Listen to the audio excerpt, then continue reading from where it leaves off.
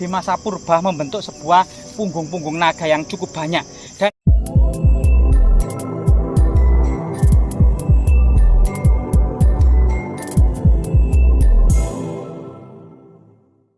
oke teman-teman, saat ini kita berhasil ya menelusuri punggung naga. Jadi sebuah area yang dikenal dengan Bukit Punggung Naga oleh masyarakat ya. Yang karena memang bentuknya itu berkelok-kelok dan cuma pinggir kiri kanan itu jurang. Lebarnya sekitar 40 cm sampai 1 meter saja. Dan pemandangannya cukup indah ya. Jadi bukit di sana juga bukit mirip naga ya. Dan limasan-limasan bekas kaldera-kaldera di masa purba, letusan dahsyat dari pegunungan Anjasmara ini ya. Kemungkinan memang cekungan-cekungan ini adalah bekas letusan yang dahsyat di masa purba. Tapi pemandangannya sangat indah. Ini sebelah timur kalau nggak salah ya, ini timur. Yang sana itu sebelah utara teman-teman, berkabut. Dan yang sana ini sebelah barat juga memiliki punggung-punggung seperti punggung naga juga teman-teman. Nah ini sangat curam sekali.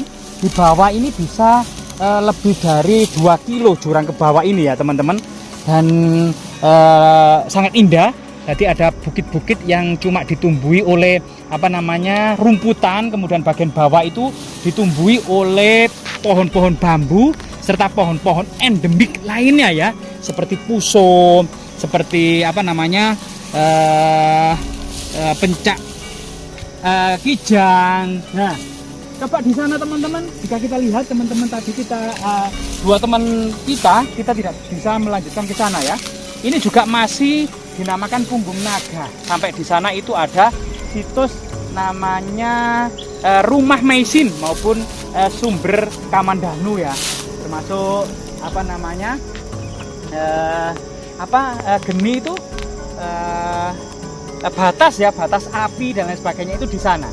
Jadi luar biasa ya, bekas kaldera-kaldera atau letusan-letusan magma atau sebuah proses vulkanologi dan teknologi tektonik ya, vulkanik dan tektonik di masa purba membentuk sebuah punggung-punggung naga yang cukup banyak. Dan di depan kita ini adalah bekas rumah atau sarang dari babi hutan teman-teman. Jadi ini bukan manusia atau bukan camp oleh pendaki, melainkan ini adalah yang dibuat oleh babi hutan. Kemungkinan pembuatan sarang-sarang babi hutan seperti ini babi hutan betina hendak mau melahirkan ya, untuk menyusui anak-anaknya atau ketika melahirkan agar kemudian ada sebuah lokasi yang recommended untuk melahirkan. Ini adalah sarang dari babi hutan ya, dan pemandangannya sangat indah. Tanaman-tanamannya juga sangat eksotis seperti ini ya. Daunnya kecil-kecil, baunya harum. Nah kalau ini kemloko ya, seperti asam, biasanya buahnya merentul-merentul seperti cerme gitu ya. Kalau ini rengganis ini yang bunganya berwarna ungu, ini juga sangat indah sekali teman-teman. Sambil menikmati pemandangan di latar belakang yang sangat indah itu ya. Ini bunga rengganis harum juga dan warnanya selalu ungu ya. Dan ini biasanya dimakan oleh hewan-hewan seperti luwak gitu ya, makan dari buah-buah yang sudah matang seperti ini ya. Ini yang sudah matang itu bisa dimakan. Loh, pohon-pohon juga sangat endemik dan langka juga ya. Dan ini memang berada di punggungan dari sebuah nama yang diberikan masyarakat atau Bukit Punggung Naga. Kita berhasil menelusuri kali ini yang memang perjalanan juga berjam-jam. Dari perkampungan sampai sini itu bisa ditempuh sekitar 3 jam. Jadi cukup jauh sekali. Perlu perbekalan seperti air terutama dan makanan ya, agar kemudian tidak pening ya, atau tidak terjadi kekurangan darah, sehingga pandangan bisa kabur kalau kekurangan makanan di sini. Coba kita lanjutkan ke arah sana sambil menikmati bukit-bukit ya. Kalau di sini kelihatannya serai hutan ini ya. Ini sangat harum sekali. Jadi baunya itu khas ya. Nah, khas, sangat harum sekali, mirip serai tapi lebih tajam baunya ya, serai hutan di sini. Dan bunganya itu seperti bunga padi ya. Bunganya seperti bunga padi seperti ini, sangat indah gitu ya. Lah, seperti ini. Kemungkinan ini adalah cara bagaimana tumbuhan ini melakukan perkembangbiakan ya. Nah, coba kita telusuri yang ke bawah ya, teman-teman. Jadi kita benar-benar berada di Bukit Punggung Naga yang sangat eksotis. Diduga ini merupakan sebuah situs jalan ya, yang memang dilihat bahwasanya diduga ini adalah jalur kuno ya pada masa lalu, terutama pada masa Majapahit.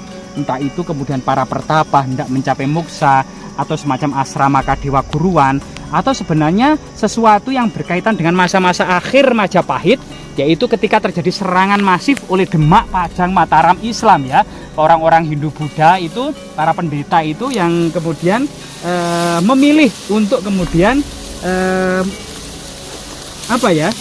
menuju ke gunung, atas gunung gitu ya, sampai moksa. Itu ada beberapa sejarawan yang menginterpretasi seperti itu. Kenapa pada masa akhir Majapahit banyak dibangun pertapaan, asrama kedewa guruan, persajian dan pemujaan di puncak-puncak gunung dan di atas gunung. Salah satunya memang perkembangan baru ya, terutama perkembangan agama Islam di pesisir utara Jawa gitu ya.